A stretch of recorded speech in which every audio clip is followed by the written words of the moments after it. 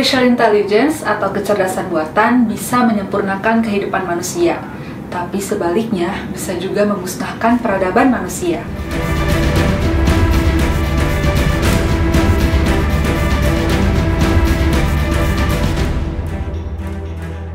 Senjata termutakhir abad ini, nuklir, sudah dianggap bukan lagi ancaman bagi negara-negara di dunia.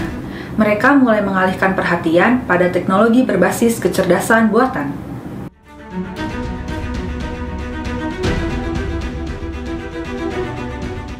Tanpa kita sadari, kecerdasan buatan itu udah banyak loh di sekitar kita. Sebagai contoh, rekomendasi musik dari Spotify.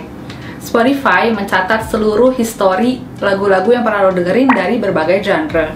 Nah, dari catatan tersebut, di masa depannya, Spotify akan merekomendasikan berbagai lagu baru ke lo. Lagu-lagu tersebut biasanya dimasukkan di dalam playlist Discover Weekly atau New Release.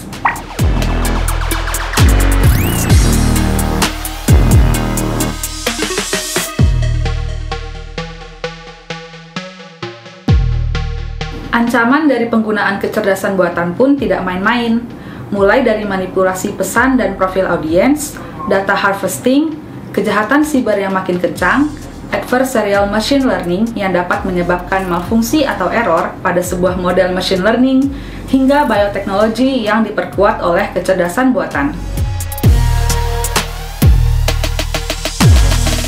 Bahayanya, kecerdasan buatan ini bisa diperdaya untuk membunuh manusia dan melakukan tindakan kejahatan lainnya. Negara Amerika Serikat sudah bertekad untuk menjadi negara pemimpin dalam pengembangan kecerdasan buatan untuk mengalahkan negara Cina.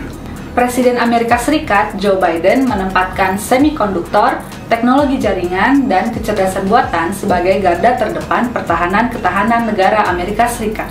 Para pejabat Amerika Serikat menyebut hal ini sebagai teknodemokrasi melawan negara Cina dan juga teknoautokrasi lainnya. Kerangka baru persaingan antara Amerika Serikat dan Cina menjadi krusial akibat ancaman dan menipisnya stok mikrochip global secara tiba-tiba.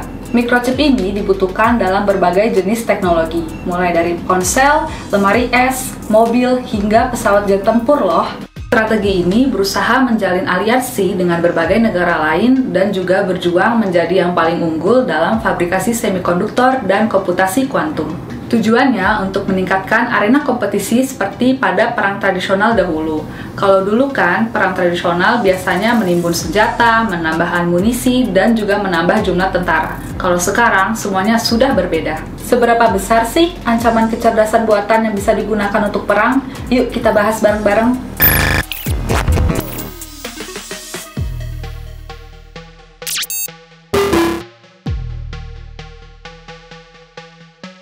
Pada 2021, National Security Commission on Artificial Intelligence atau disebut juga NSCAI merilis sebuah laporan final yang berisi langkah-langkah apa yang harus Amerika ambil agar mereka dapat memenangkan perang kecerdasan buatan ini. Seperti yang disuarakan oleh kampanye Stop Killer Robots, sebuah senjata dapat benar-benar menjadi senjata otomatis yang dapat menentukan siapa yang patut hidup dan siapa yang tidak. Negara seperti Cina, Israel, Korea Selatan, Rusia, dan Amerika disebut sedang mengembangkan prototip senjata yang gue sebutin barusan. Apabila nggak ditangani dari sekarang, dunia bisa memasuki ke era perlombaan senjata robotik dan melanggar berbagai hukum internasional. BBC pada 2 Maret 2021 melaporkan, sudah banyak ahli kecerdasan buatan di seluruh dunia yang memperingati mengenai konsekuensi ini. Apabila dilanjutkan, hal ini dapat melanggar berbagai hukum internasional. Dalam laporan tersebut, Cina memaparkan rencananya untuk menjadi pemimpin kecerdasan buatan di tahun 2030. Dan salah satu usaha untuk memajukan industri kecerdasan buatan adalah dengan menguasai sumber daya yang baru, yaitu semikonduktor, otak dari segala teknologi. Amerika Serikat sendiri, menurut laporan dari The Washington Post, masih bergantung pada negara lain untuk produksi chip. Apa sih semikonduktor atau komputer chip? Chip adalah gabungan sirkuit elektronik yang dicetak pada konduktor listrik. Maka dari itu, NSCAI meminta Presiden Joe Biden untuk mengutamakan pendanaan di bidang kecerdasan buatan. Ada kesadaran baru tentang pentingnya semikonduktor bermain dalam perjuangan geopolitik ini, karena chip mendasari setiap teknologi di era modern, kata Lindsay Gorman, seorang rekan untuk teknologi baru di German Marshall Fund of the US. Kekurangan chip global sebagian besar terjadi karena penimbunan yang dilakukan oleh Cina dan juga pelonjakan permintaan selama pandemi. Sementara itu, sebagian besar chip yang beredar di pasaran Amerika berasal dari Taiwan, yang masih diklaim sebagai wilayah dari Cina. Kita semua memahami bahwa ini penting, tidak hanya bagi perekonomian kita, tetapi juga bagi keamanan nasional kita, karena semikonduktor mutakhir dan canggih ini. Mereka beroperasi pada segala hal, mulai dari pesawat tempur siluman generasi kelima F-35 hingga ponsel kita, kata Senator John Cornyn, seorang Republikan Texas setelah bertemu Biden di Gedung Putih. Menurutnya, ini bukan tentang memberitahu negara apa yang tidak bisa mereka lakukan dengan 5G dan kecerdasan buatan, melainkan mengenai apa yang dapat dilakukan secara bersama-sama. Sementara itu, Amerika Serikat berusaha untuk membendung dan memblokir perusahaan teknologi raksasa seperti Xiaomi dan Huawei. Cina pun telah membangun infrastruktur internetnya sendiri dan melarang outlet media dari Amerika Serikat dan jejaring sosial seperti Twitter dan Facebook.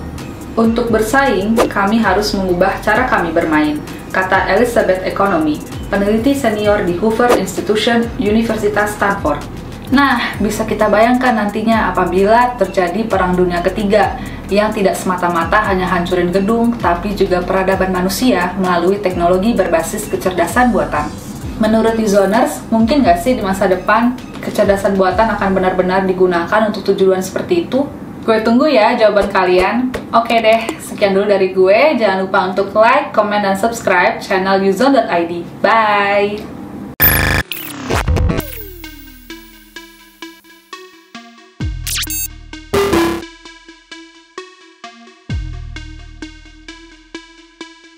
Dalam laporan tersebut, Cina memaparkan